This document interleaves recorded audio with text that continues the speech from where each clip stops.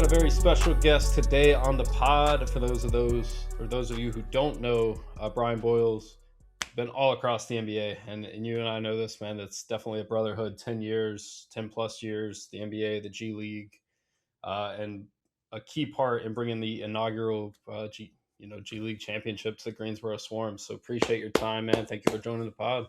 Thank you, Hunter. No, I appreciate it. Been a fun ride in my professional career. Excited for the new chapter, new challenge, and new journey with a new group and a new staff. But yeah, the past 10 years have been it's been a cool learning experience. A lot of professional growth. Worked with and been with a lot of really high level coaches. A lot of very talented players. Cultivated a lot of really unique and uh, special relationships across the whole board. As you know, like you mentioned, a brotherhood. That's really what the NBA and basketball in general is. Like that's the best part of my job is the relationship piece, whether it's staff, uh, people in the front offices, people behind the scenes, and then the player relationships. Like those relationships last a lifetime, and I have so many of them, and I'm looking forward to creating more now with our guys here at Charlotte. Absolutely, man. And talking a little bit about the decision to kind of get from the NBA world into college, back into college basketball. What kind of went into that decision for you to join Wes on this first staff here at Charlotte? That's a great question. So I've known Coach Miller for a very long time. I worked for the Greensboro Swarm about 7 years ago in 2017, 2018. I met my wife that year, my now wife, and I would come back over the course of a couple of different jobs in Detroit and Los Angeles. We would spend a lot of time here, and Coach was more than willing to allow me to come and learn and just be a sponge, and we developed a relationship. And after the past couple years, like him and I kept in touch while he was at Cincinnati, and he it was weird. Like I wasn't looking. I really enjoyed my time with the Swarm and the Hornets. We were building. The Hornets are building something really special, and we were a big part of that with the Swarm. But Coach called me, and I had to really think about it. Like it was an opportunity for me for individual professional growth. Right, like you go from being a G League assistant, which is a great job. It is the most rewarding. You do so much compared to a lot of other jobs, especially in the NBA, where you're kind of defined to one little role. In the NBA and in the G League specifically, you get to do a lot. Like you're kind of covering all these bases. But from a professional development standpoint, there's not always necessarily individual growth opportunities, if that makes sense, to like uh, grow in the hierarchy of this business. And when he called and he talked about the role and what his like view for me and this staff was going to be, it was really a no brainer. Like I think I feel very strongly that coach is really good. He wins a lot of games. Like he understands how to use each person on his staff effectively in the most positive way, and like he creates a culture of winning. Like, and I that's what I know, and that's what I care about. I want to be a part of it. Like when you are a part of winning, it helps you grow individually. Like if we did not have the success we had last year, I would not have been in this position. Like I wouldn't be here today. Like that's winning changes everything in terms of your ability to grow as an individual in this business, from what I've learned. Absolutely, man. And it's got ripple effects down every avenue. You know that. Sure does. Few months between now and November. And I guess it's a few months now since you kind of took the role and got on campus. I assume late March, early April. Was that was your time frame? Uh, Go more a little bit more. So our Okay. season ended April like 15th. We won the Oh yeah, championship. of course. I was kind of waiting. I like our season just ended on, let's say, a Monday. We got back from Sacramento. Coach called me on a Friday, like the following Friday. So I started, and I ended up starting May 1st, like was my Okay. first official day as an employee here. So it's been a cool 2 months now, about, and yeah, it was a quick turnaround and a whirlwind, but it's been awesome. Definitely, man. So what have those couple of months kind of, what have you guys been up to, kind of building the team, getting everybody on the same page, and what's kind of the schedule for the next 3 months until things get rolling? Yeah, so we've had 8 weeks. This will be our last of 8 weeks of summer session, and what that looks like for the people at home, it's 8 weeks of 4 days of practice. You get a certain amount of hours, by NCAA rules, and we use them. So how it worked in the beginning when guys were starting to come in, we did a lot of development, kind of building guys up, making sure their bodies are healthy and ready to play. That was like the first 2 weeks, and then the last 6 weeks since then have been more team-oriented practice, introducing offensive and defensive concepts, helping guys learn how to play together, helping grow into like the player relationships, whether it's the bigs and the guards, the wings and the guards, guys understanding just where everybody fits and how you can best utilize and best play with the guys around you. Because again, it's very similar to the G League from where I'm coming from. This is a whole new team. There, Right. 3 guys all came from Cincinnati, or 4 guys, excuse me, who have played together. Otherwise, no one else has ever seen each other. No one knew each other. It's like you're going to the playground as when we were all kids, and like, all right, I'm gonna play with you, you, and you. What's your name? And now, so it's a cool experience to help these guys grow and mesh, and kind of figure out one another as basketball players, as humans, and how we all fit together. Absolutely. It sounds kind of like summer league almost too. It's just like, hey, here's a totally new crop of guys. Let's go play some games in Vegas. Yeah, it's definitely similar, and for us, it's cool because you get this whole summer to kind of figure each other out, understand, and we're exploring. Like that's coaches use that term a lot, like exploring what works. Like we can't just have this set idea of how we're going to play and think that everyone is just going to fit that mold, because they're not. Like that's not how this works anymore. We got to see what fits them as a group collectively, and what is our best path forward to be successful on both sides of the ball. Absolutely. And you mentioned some of these guys coming over from Cincinnati. Jordy Rodriguez is one of those. Which so I mean, you're working with the wings, right? That's your role. Yeah. Yes, yeah, primarily that's my player development wheelhouse. Yeah. So yeah, Jordy, Arden, Dylan Grant, Frank Aguchi, yeah, those guys have been kind of my primaries, and it's been Yeah. fun. They're a good group. I would definitely say the strength collectively of our wings is our ability to shoot. We Okay. have very, very good spacing, guys that understand how to get threes off, guys that understand how to attack closeouts and read closeouts, and then where we're growing, and what a lot of to your question of what we've been doing these past few weeks, is the ability to make a decision. Like what happens after the closeout? Do you get run off the line? Do they close out short? When you do get run off the line, can you make the right play for your teammate, or the right play in the paint? Like that's a lot of what we've been working on individually, and collectively. So for you, I was just curious of this because, like I said, spending a lot of time in the NBA and then going back to college, we know some of the rule differences between the league and college basketball, 3 seconds, continuation, whatnot. But what are some of those little coaching nuances that maybe takes you a second? It's like, okay, I gotta, you know, kind of get my bearings back in college hoops if there are any. The biggest thing I think, Hunter, is that like you have to remember, and this took me a minute. Your the What the level of knowledge is. Right. I'm Yeah. coming from a world where I'm like spending a lot of time with Brandon and Khan, Tijan and Liam, and these guys have had extreme experience at the highest level, or they, yes, they are also young still. Now we're looking 3 years younger for the most Right. part, right? Like we're looking at 18 to 22-year-olds. I was working with 22 to 27-year-olds for the most Right. part, guys who have had this college experience already. So a lot of it is really going back for me to the like basic fundamentals of stuff, like catching and having proper footwork on a closeout, understanding like the simple things, Right. like almost going back to kindergarten, but that's important, and I had to like remind myself that these guys have to perfect that first before we can get into like the extreme awesome like X's and O's things, and like, hey, have calculus level reads and doing all this extra stuff. Let's get really good at the fine techniques and details first, and the fundamentals. And coach was really helpful with that and reminding me that. Like Yes, we have Brian. You want to be at step 10. We got to get step one All first, and right. that was a cool challenge for me, and something I was. It's been enjoyable to get back to that, to the roots of like teaching at the really rudimentary level.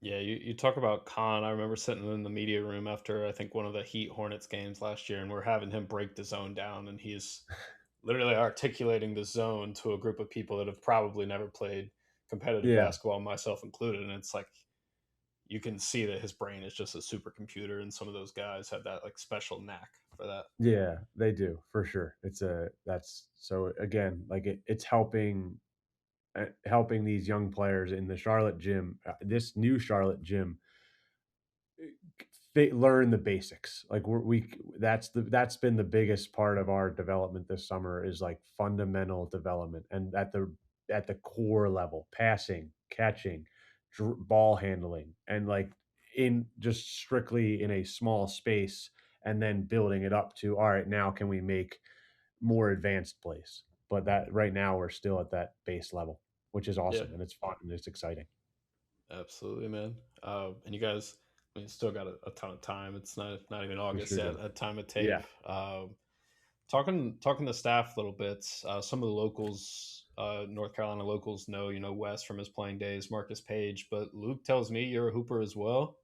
I'm Yes. Yeah. curious, kind of how active is this staff? Working with the players. Incredibly active. I think, and even Coach Pardue, like P was a very, very high level Division III player.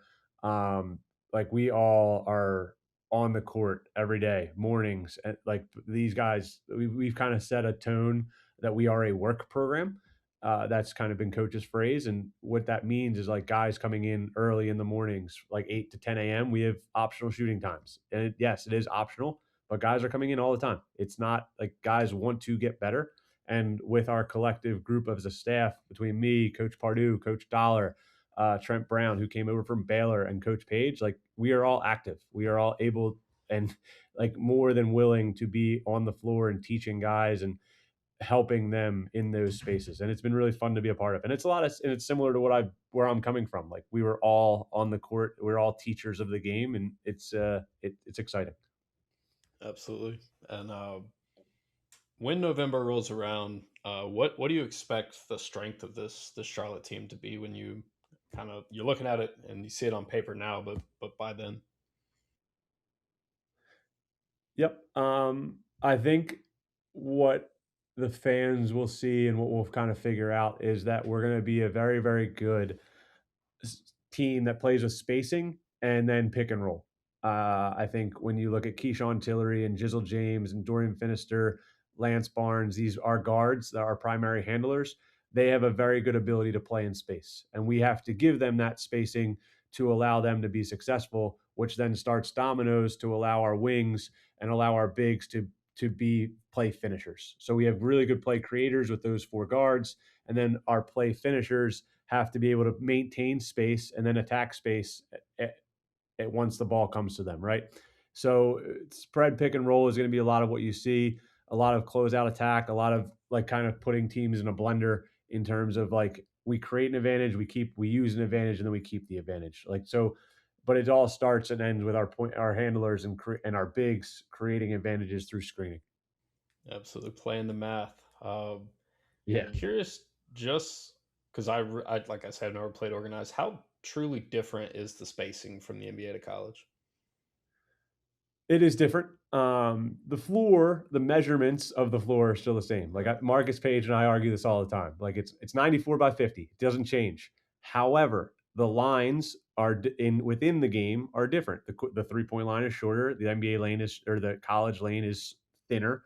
So there is differences in that, but it's teaching our group to still maintain space, like still holding those extreme corners, still being high and wide on the wings, the bigs getting down the floor, playing behind the defense or play in either on the baseline or in the trail position, like not living in the middle. And what our objective is, and it is the same, like in this way. Our objective is to keep the paint unoccupied, keeping the Right. paint open so that everyone has an opportunity to touch the paint in a different way, whether you're a cutter, whether you're a roller, whether you're attacking a closeout. We want to maintain that space to allow for the ball to find it, right? But the court is smaller, like in a way where the paint is shorter, the 3 point line is shorter, so we have to manipulate spacing appropriately to allow for those guys to get those advantages.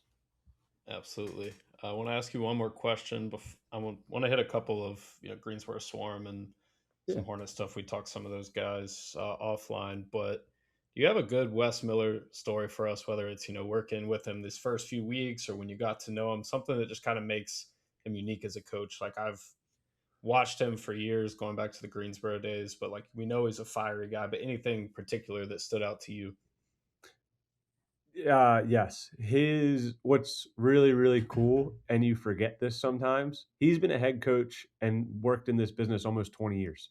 Like Yeah. he's still a very, very young coach at 43, but like his knowledge and experience is astronomical. Like it's incredible. And so the little vignettes and the little stories that we get in the office and just like the teaching that I can learn that he gives me as a young coach, it's awesome. It's like things that just these small little stories and things you'll pick up throughout a day, throughout a week.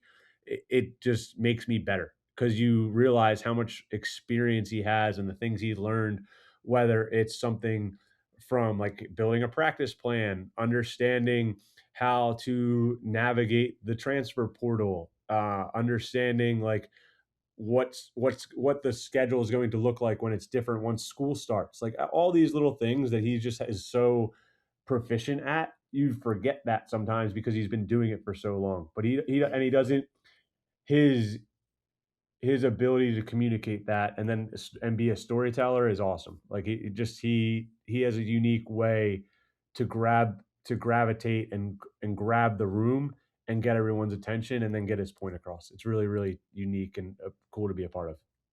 Absolutely. And one more on West really fast. I just want your take on this. What does it mean, not necessarily him as a coach, but as a person, to have four of your guys from a previous stop follow you? You mentioned the four Cincinnati guys following West to Charlotte earlier. Yeah, it says a lot about his care factor for relationships. At the end of the day, like he is a genuine relationship person. From what, and you even and for people at home, like it's not just the 4 Cincinnati guys coming. It's a lot of that former players of his from UNCG, from Cincinnati, that come through our gym already to like just be around. Whether it's Isaiah Miller, Baba, he came through and Yep. like worked out a couple times in the pre-draft process. Like these guys just genuinely care about being around him because of the love and care that coach has had for his players. Like it is a genuine relationship, and he's going to coach you really hard, but he's also going to help you in on the back end of having a professional success, whether that's as a basketball player or just in the working world, whatever that case may be. He's always going to be available to help you going forward, and they genuinely and the players genuinely feel that. So it's been really cool to be around and see. Yeah, and talking to some of the Cincinnati media, each and every person I talked to said the same thing. When folks started to kind of line up in the portal to follow him, you could tell that they weren't messing around. Yeah. So definitely looking forward to that. I want to transition a little bit to your past role with the Swarm. Talk some Mhm. NBA for a minute. As I said to you offline, I've covered the Hornets past 3 years.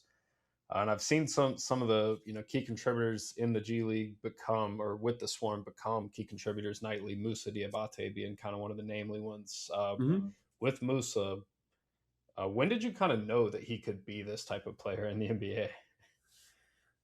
I was there for 2 years. These last 2 seasons, I thought when we got Musa, kind of the beginning of my first year there, I was like, yeah, this guy plays differently.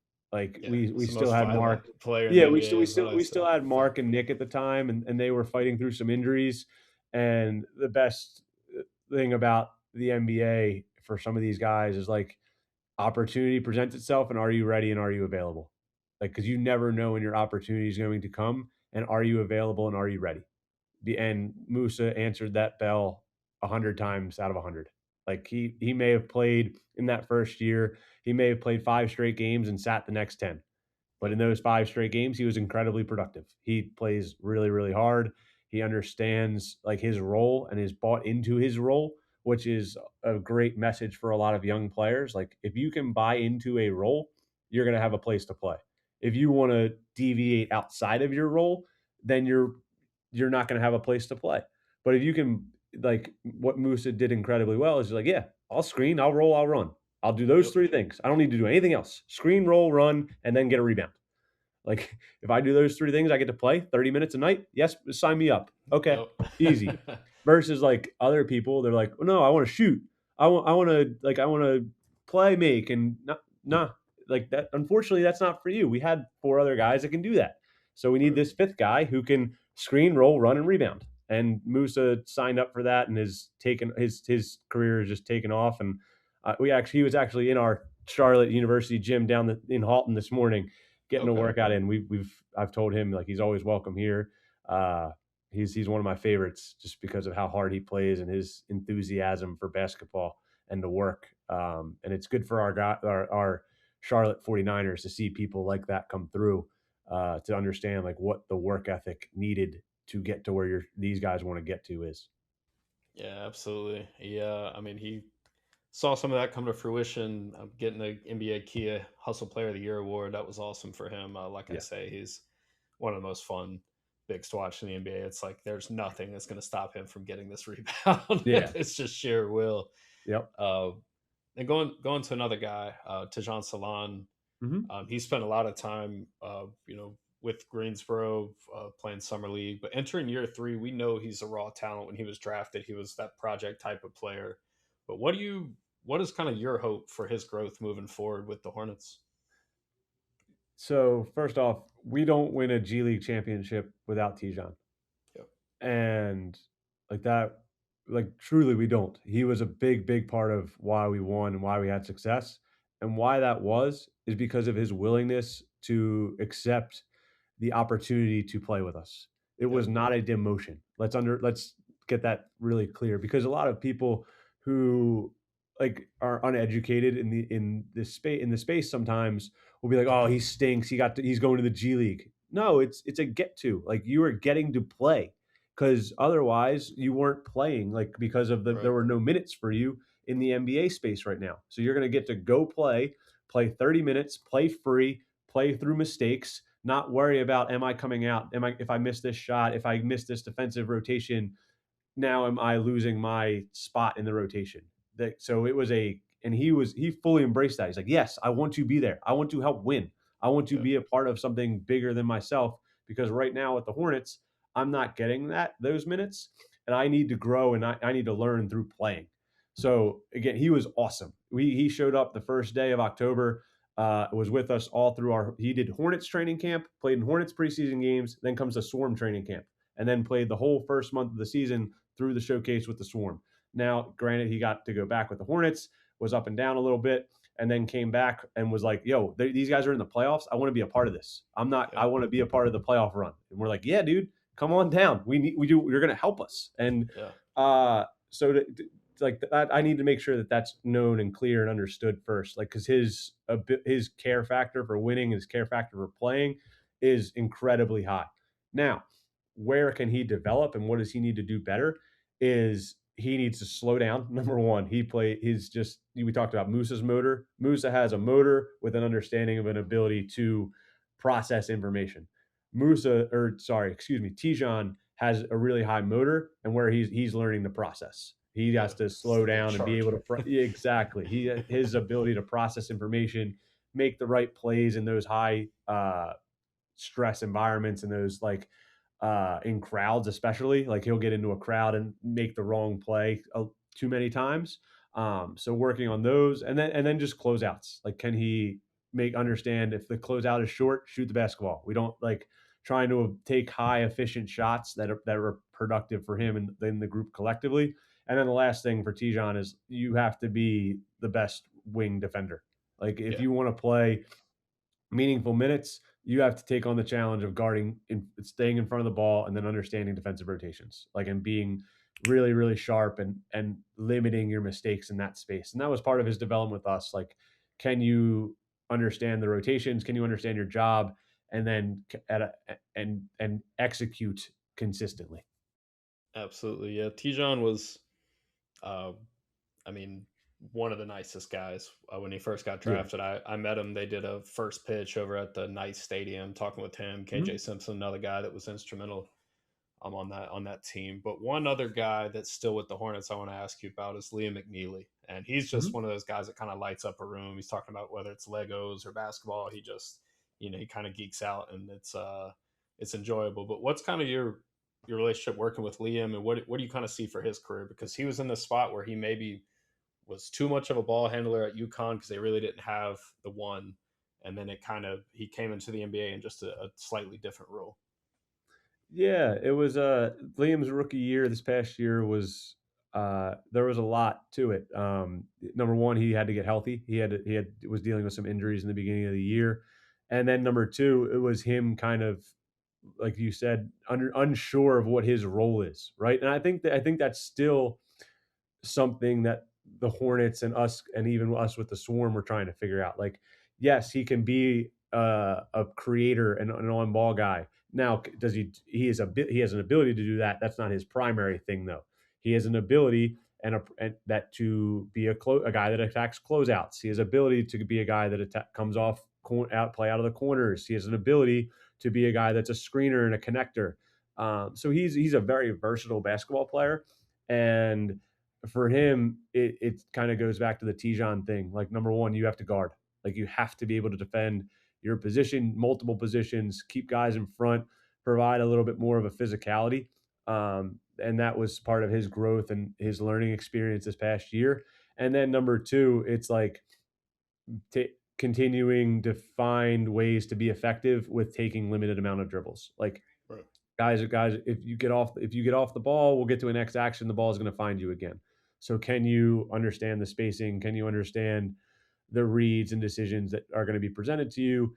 And that it was the same thing for him with us. Like you had a blank slate that like you're just going to come here and we're going to learn, we're going to figure you out, and we're going to let you kind of play freely rather than like trying to fit in this box that you may have had to do with the Hornets. So I think they're really trying to still figure out who he is and what he can bring and how to utilize him best.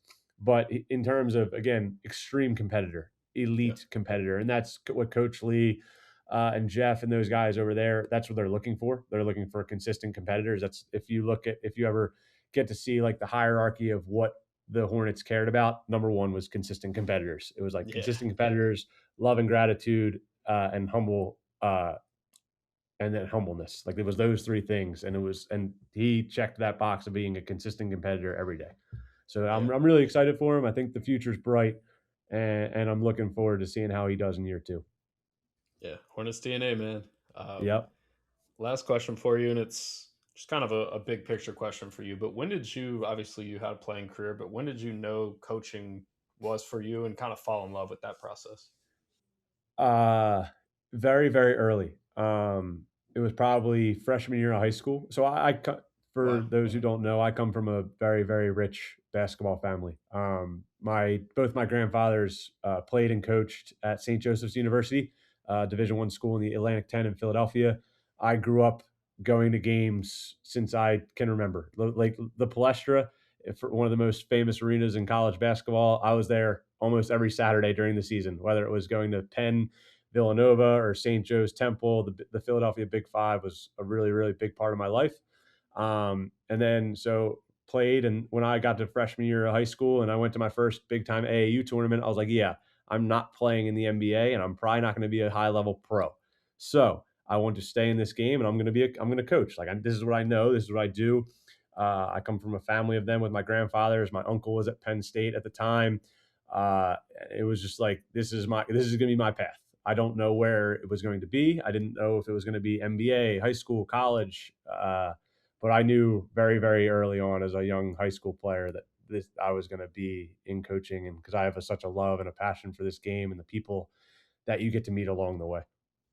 Absolutely, man. Yeah, that's awesome. And you still a Philly fan, like whether it comes to NBA or anything, or The Philadelphia NFL? Eagles are Yeah, my go team. Birds. Yes, sir. Go Birds, baby. The Eagles and Phillies, I live and die for 17 weeks out of the year and then 162 nights. Yeah. And people have asked me now with LeBron signing in Philly, like, "All right, oh, are you a Sixers fan? Are you excited?" Really, like, I'm happy for the group. I worked for the Sixers for a year, and there's still some people I have relationships with back there. Um, so I'm happy for them and excited for what it looks like. But in terms of like just being a fan, I don't have that Yeah. fandom because of coming from the NBA. You work for these other franchises. There's not a fandom. You're a fan and you root for the people in the building. But we're trying to beat them. Like we were Right. with the Hornets. We're trying to beat the Sixers. I was with the Pistons. We're trying to beat the Sixers and get in the playoffs. Like, so from that standpoint, no. But definitely excited for the people in the building and their Yeah. ability to kind of change the found what the future may look like. Yeah, no doubt, man. I'm interested to see how that five looks. It looks crazy on Yeah, paper, but it does. go Birds, man. But Yes, sir. that's awesome. We'll definitely have to talk some football another time, man. Yeah. But Brian, appreciate your time, dude. Thank you for coming on the pod, and I'm looking forward to this upcoming season, man. Looking forward to seeing you on the sidelines and getting in the Holton Arena. Thank you, Hunter. I appreciate it. Really looking forward to getting going and excited for school to get back started here soon and for everybody to kind of see this group and for the new beginnings that we're bringing here to Charlotte.